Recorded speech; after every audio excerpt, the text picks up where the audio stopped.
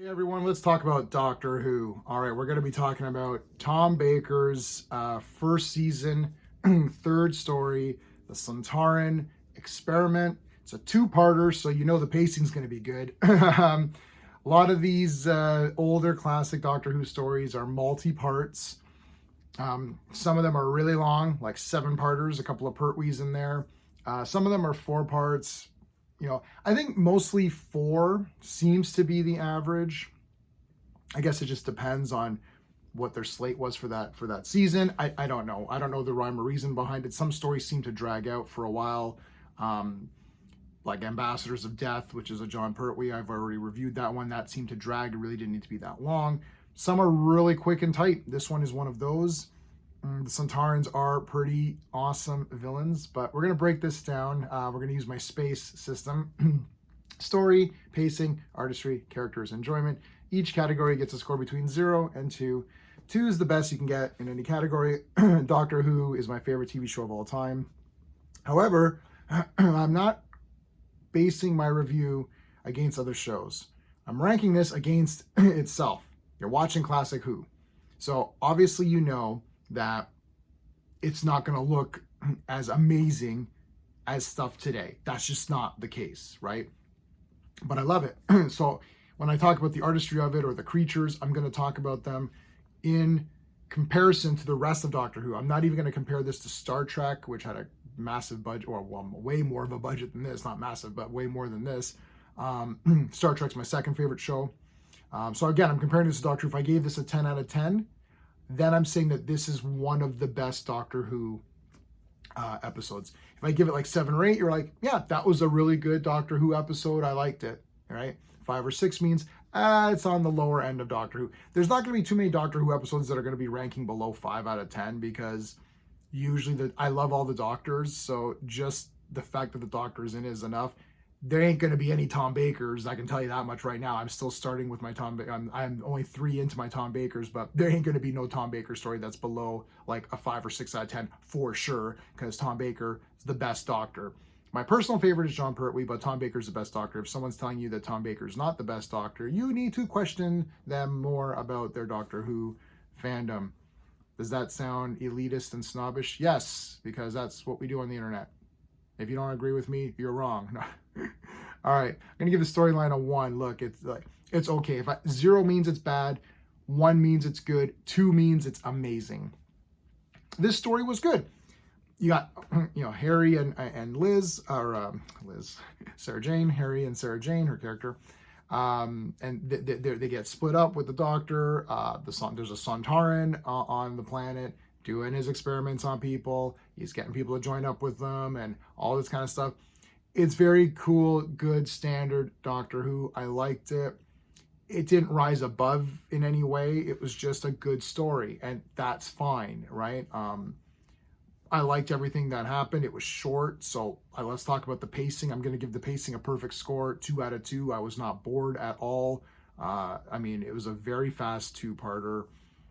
It got in, said what it needed to say, and got out. I think they knew that the story wasn't so amazing that you needed it to drag on multiple parts. It just seemed like 2 parts was perfect for this kind of a thing. If this had been on today, it probably just would have been one story. It's weird because Classic Who, a lot of it is like, it's like the 25 minutes is an episode. So you keep that in mind. This is 2 25-minute ones. So that's probably would have just been one today, right? So good pacing. Artistry, I'm going to give it a 1.5, man. Look, the Sontaran looks cool to me. He's got his little ship. He's got his little egg ship. The mask looks awesome. The makeup. It is outside, and there's the hills and the rock quarries and all this kind of stuff. But you know what? It looked good. Like, it looked cool to me. The other guys on there were fine to their costumes. The Sontaran looked. I'm basing a lot of this just on the creature, and he looked pretty neat. Like, his makeup looked pretty cool, and he seemed pretty scary.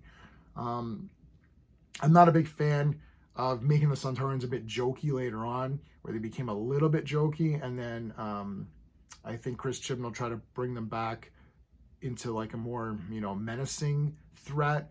The writing wasn't that good though in that one, so it's sort of like, they're left in this weird state now. Like, are they really tough villains or are they kind of not? In this one, they're a-holes. They're definitely bad. So I like that a lot. That's bringing me right into the characters, which I'm just going to give a 2 out of 2. The Sontaran is awesome. Sarah Jane is just like bloody amazing. She's like my second favorite companion. Harry Sullivan, I think, is a really great companion. Underrated. He's super cool. And Tom Baker's Tom Baker. I mean, unless something really bad happens in one of these Doctor Who stories, and I've seen them all already, so I already know the answer to this. I've seen every Doctor Who episode. I own everything on DVD and Blu-ray, so I own it all. I got Tom Baker's autograph personalized to me. I'm very happy with that. I acquired that through his website, just directly from him. And he wrote out a little message to me, and everything was really cool. So yeah, I'm going to give the enjoyment factor a 2.